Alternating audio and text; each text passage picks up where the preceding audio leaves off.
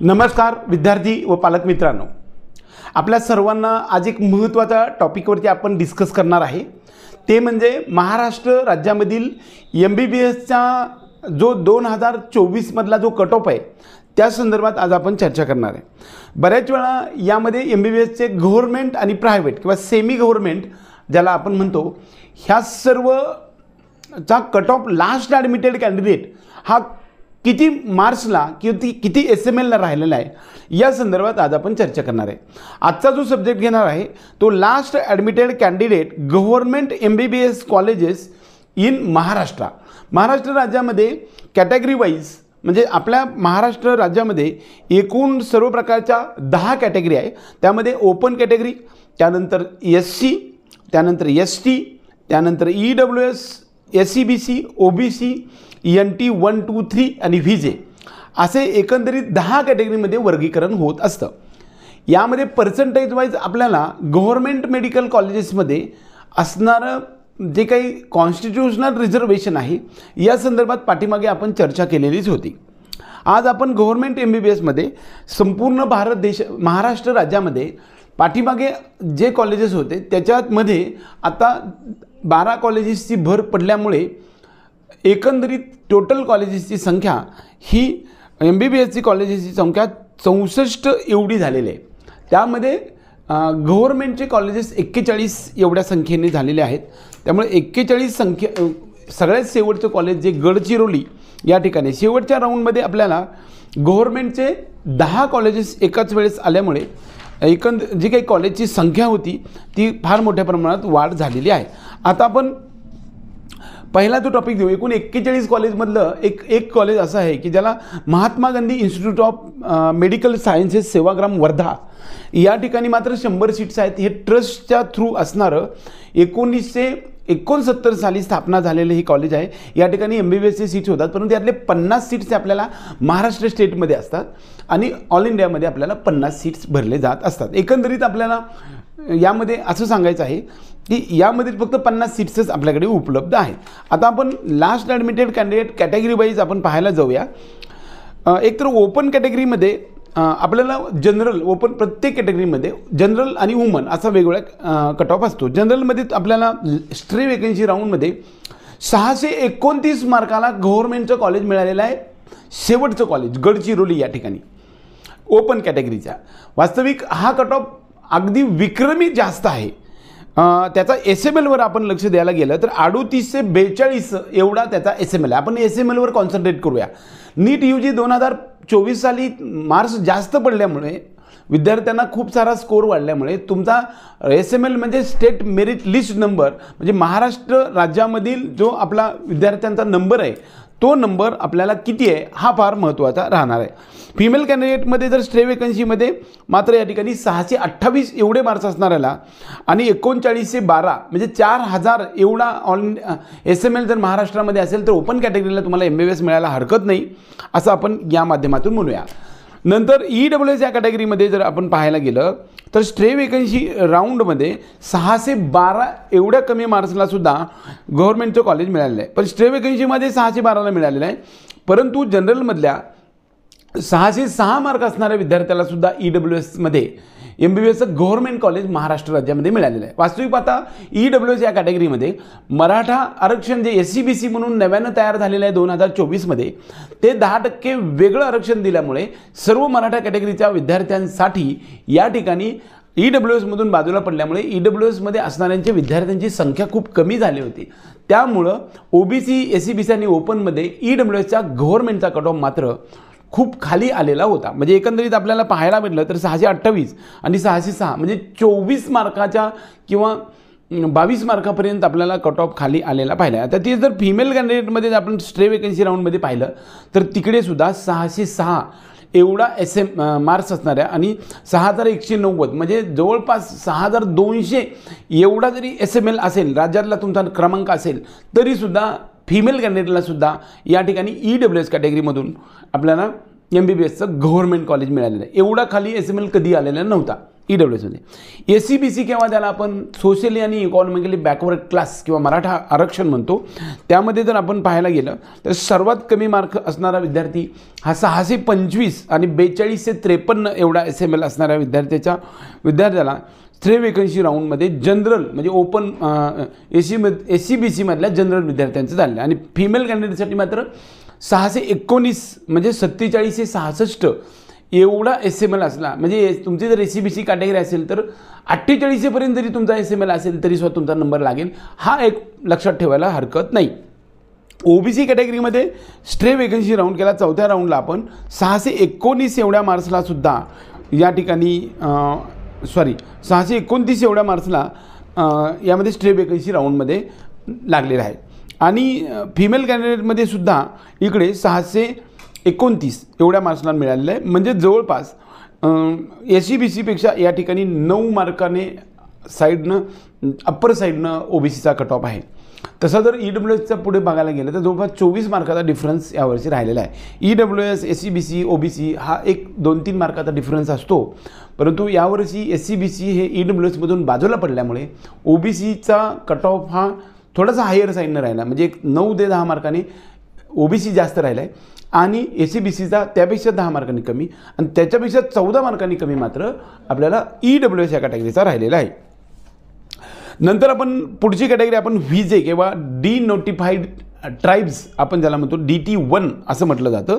या ठिकाणी जे आहे ते 591 आणि 7907 म्हणजे 8000च्या आसपास SML असला तरीसुद्धा लास्ट ॲडमिटेड कॅन्डिडेटला VJ कॅन्डिडेटमध्ये ॲडमिशन मिळालेलं आहे. आणि फिमेल कॅन्डिडेटमध्ये पाहायला गेलं तर 584 एवढे मार्क्स असणाऱ्या विद्यार्थ्याला सुद्धा VJ कॅन्डिडेटमध्ये ॲडमिशन मिळालेलं आहे. NTB किंवा NT1 या कॅटेगरीसाठी स्ट्रे वेकन्सी राऊंडमध्ये 560 मार्काला म्हणजे एवढा कट ऑफ खाली आला आहे. 11,372 एवढा SML असेल तरीसुद्धा म्हणजे 11,300च्या आसपास जरी तुमचा म्हणजे 11,000च्या आसपास जरी SML आला तरी गव्हर्नमेंट कॉलेज तुम्हाला NTBच्या विद्यार्थ्यांना मिळणार आहे. वुमन कॅटेगरीमध्ये पाहायला गेलं तर सेमच राहिला आहे, खरं तर 570पर्यंत आहे आणि 10,309 आहे. आता हा थोडासा व्हेरिएशन्स राहत असतं, परंतु 10 ते 11,000 जरी SML असेल तरी NTB या कॅटेगरीला तुम्हाला MBBS गव्हर्नमेंट महाराष्ट्रामध्ये मिळू शकणार आहे. NTC किंवा NT धनगर किंवा NT2 असं म्हणूया, या ठिकाणी मात्र 612 मार्क्स असणाऱ्या विद्यार्थ्याला फिमेल कॅन्डिडेटला 5,614 SML आणि फिमेल कॅन्डिडेटला 612च परंतु 5,517 म्हणजे 5,500च्या आसपास SML जर आला तर तुम्हाला गव्हर्नमेंटचं कॉलेज NTC या कॅटेगरीच्या विद्यार्थ्यांना मिळणार आहे. NTDमध्ये जर पाहायला गेलं तर आपण म्हणजे त्याला आपण वंजारी आरक्षण म्हणूया किंवा NTD असं म्हणूया तर ते किंवा NT3 म्हणतो. NT3मध्ये जर आपण पाहायला गेलं तर स्टे वेकन्सी राऊंडमध्ये सर्वात कमी 619 मार्क असणाऱ्या विद्यार्थ्याला कॉलेज मिळालं आहे. त्याचं 4774 एवढा SML म्हणजे जवळपास 45 ते 47 हा सेफ तुम्हाला SML आहे एवढं लक्षात घ्या. स्टे वेकन्सी राऊंडमध्ये मात्र फिमेल कॅन्डिडेटला इकडे आता फिमेलमध्ये सुद्धा 629 म्हणजे 3893 एवढा म्हणजे जवळपास 37, 38, 39 एवढा जरी SML असेल तरीसुद्धा तुम्हाला NTD या कॅटेगरीसाठी गव्हर्नमेंट MBBS महाराष्ट्रामध्ये मिळण्यास हरकत नाही. SC कॅटेगरीमध्ये आपण पाहायला गेलं तर इकडे SC कॅटेगरीमध्ये जनरलसाठी सर्वात हाय लेवलला गेलेला आहे तो म्हणजे स्ट्रे वेकन्सीला, परंतु मात्र राऊंड 3मध्ये 538चा कट ऑफ राहिलेला आहे आणि फिमेल कॅन्डिडेटमध्ये मात्र या ठिकाणी सुद्धा जो आहे तो 539 आता बघा 538 आणि 539 म्हणजे फिमेल कॅन्डिडेटला 539चा कट ऑफ महाराष्ट्रामध्ये राहिलेला आहे. गडचिरोली, भंडारा या ठिकाणच्या कॉलेजचं कट ऑफ राहिलेलं आहे. ST कॅटेगरीसाठी ज्याला शेड्यूल ट्राईब्स म्हणून 411 आणि फिमेल कॅन्डिडेटसाठी 410. आता SML बघा 25,304 आणि 25,391 म्हणजे 25,000 एवढा SML जरी आला तरीसुद्धा तुम्हाला म्हणजे ST कॅटेगरीमध्ये मिळते. वास्तविक पाहता ST कॅटेगरीचा एवढा हायर कट ऑफ कधीही नव्हता. 400च्या वर 410 आणि 411 हा कट ऑफ ST कॅटेगरीचा यावर्षी राहिलेला आहे. हे मार्क वाईज राहिलं पण SML वाईज 23 ते 25,000च्या आसपास राहतो. त्यामुळे तुम्ही लक्षात घ्यायचं की जर ST कॅटेगरीचा मी विद्यार्थी असेल तर तुम्ही मात्र एक 20,000 ते 25,000च्या आसपास असेल तर तुम्हाला गव्हर्नमेंट कॉलेज मिळू शकणार आहे. मार्क्सवरती काही उपयोग नाही. एकंदरीत आता PWD या कॅटेगरीमध्ये पाहायला गेलं तर ओपनमध्ये 153 मार्काला, SC कॅटेगरीच्या 137 मार्काला, ST कॅटेगरीला 127 मार्कला, म्हणजे असं जस्ट इलिजिबल असणाऱ्या विद्यार्थ्यांना सुद्धा PWDमध्ये मिळालेला आहे. ऑर्फनमध्ये सुद्धा दरम्यान 200च्या आतच सगळ्यांचा कट ऑफ ऑर्फनमध्ये. ऑर्फन म्हणजे ज्याची माता आणि पिता दोन्ही पण हयात नाही आहेत असे अनाथ विद्यार्थी असतात. त्याच्यासाठी समाज कल्याण ऑफिसमधून तुम्हाला एक महिला बालकल्याण व समाज कल्याण ऑफिसमधून महिला बालकल्याण ऑफिसमधून तुम्हाला एक सर्टिफिकेट मिळतं. ते सर्टिफिकेट तुम्हाला अपलोड करावं लागत असतं. मग त्यानंतर आपल्याला ऑर्फनमधलं जे 1% आरक्षण आहे त्याचा उपयोग आपल्याला होऊ शकतो. पण खूप कमी विद्यार्थी असतात, त्यामुळं ऑर्फन मिळत असेल तर तुम्ही घेऊन ठेवा.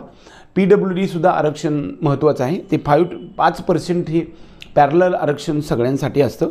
हे सुद्धा तुम्हाला या निमित्तानं सांगितलेलं आहे. आपल्या सर्व विद्यार्थी आणि पालकांना याच्यामध्ये आपल्याला एक महत्त्वाचा डिफेन्स 1साठी सुद्धा 586 मार्क्स असणाऱ्या विद्यार्थ्याला आणि डिफेन्स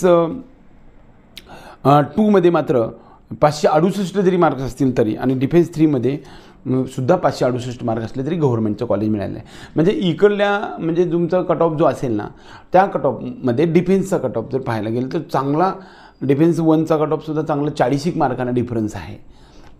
खरं तर मी नेहमीच सांगत असतो की गव्हर्नमेंटचा कट ऑफ हा हायर साईड नसला, पण डिफेन्सचा कट ऑफ हा प्रायव्हेट कॉलेजचा जो कट ऑफ आहे त्याच्या लेवलला असतो. पण त्याच्या पण खाली गेलेला डिफेन्समध्ये दिसलेला आहे. कारण प्रायव्हेट कॉलेजचा कट ऑफ आपण पुढच्या व्हिडिओमध्ये पाहणारच आहे. दरम्यान 596 वगैरे अशा टाईपमध्ये आहे. परंतु इकडे मात्र आपल्याला असं चित्र दिसलं की 586 मार्काला सुद्धा डिफेन्समध्ये आपल्याला MBBSचं गव्हर्नमेंट कॉलेज मिळालं. एकंदरीत आपल्या सर्व महाराष्ट्रातील तमाम विद्यार्थी आणि पालकांसाठी हा जो आपल्याला SML मी सांगण्याचा प्रयत्न केलेला आहे. आणि वास्तविक मार्क्स पाहिल्यानंतर आपल्या सर्वांना समाधान वाटत नाही, कारण एवढे सगळे मार्क्स 2024मध्ये जरा जास्त मार्क्स पडले होते आणि कट ऑफ एकदम हायर साईडनं म्हणजे विक्रमी हायर साईड लागला होता. कारण पेपर थोडासा इझी लेवल होता आणि बऱ्यापैकी स्कोर प्रत्येक विद्यार्थ्यांचा 50 ते 100 मार्काने जास्त आला होता. त्यामुळे सगळेच कट ऑफ हायर साईडने अगदी डीम्ड युनिव्हर्सिटीचं सुद्धा खूप हायर साईडनं कट ऑफ राहिलेले आहेत. त्यामुळं याबद्दल काही विचार करू नका. आपल्या सर्व महाराष्ट्रीय विद्यार्थ्यांना हा व्हिडिओ तुमच्यासाठी बनवलेला आहे की जेणेकरून आपला SML म्हणजे राज्यातला कितवा नंबर आपल्याला अपेक्षित आहे तो काय बदलणार नाही. तर तुम्ही 100% त्या गोष्टीकडे कॉन्सन्ट्रेट करा, अभ्यासाकडे कॉन्सन्ट्रेट करा. जबरदस्त इच्छाशक्ती आणि प्रामाणिक प्रयत्नाच्या आधारे सर्व गोष्टी तुम्ही सफर करू शकतात. आमचा हा तुमच्या यशाच्या मार्गामधील आमचा हा चॅनल जो आहे तो एक मैलाचा दगड बनावा एवढाच प्रामाणिक हेतूने हा सर्व गोष्टी मांडण्याचा प्रयत्न केला. आपल्या सर्व विद्यार्थ्यांना हार्दिक शुभेच्छा देऊया. पालकांनासुद्धा अगदी ह्या 28 दिवसामध्ये तुम्ही छानपैकी कॉन्सन्ट्रेट करा आणि जास्तीत जास्त स्कोअर मिळवण्यासाठी प्रयत्न करा. ॲक्च्युअली काउन्सिलिंग प्रोसेस सुरू झाल्यानंतर आम्ही तुमच्यासोबत आहे. तुम्हाला कोणत्याही टप्प्यावर काही अडचण येऊ देणार नाही. व्हिडिओच्या माध्यमातून आपल्या पेड काउन्सिलिंगच्या माध्यमातून तुम्ही आमच्याकडे येऊ शकता. आपल्या सर्व गोष्टीच्या सर्व प्रश्नांचा लेखाजोखा आपण अगदी डिटेल्सपणे मांडणार आहे. तोपर्यंत आपल्या सर्वांना हार्दिक शुभेच्छा देऊया आणि आजचा हा व्हिडिओ संपूया. ज्या विद्यार्थ्यांना आपल्या पेड ग्रुपमध्ये यायचं आहे, पेड काउन्सिलिंग प्रोसेसमध्ये यायचं आहे, अशा विद्यार्थ्यांनी आपल्या डिस्क्रिप्शन बॉक्समध्ये दिलेल्या नंबरवरती तुम्ही पेड काउन्सिलिंग असं लिहून पाठवलं तर आम्ही तुम्हाला 100% त्या संदर्भातल्या डिटेल गोष्टी पाठवेल. मग तुम्ही आमच्याकडे पेड ग्रुपमध्ये येऊ शकता.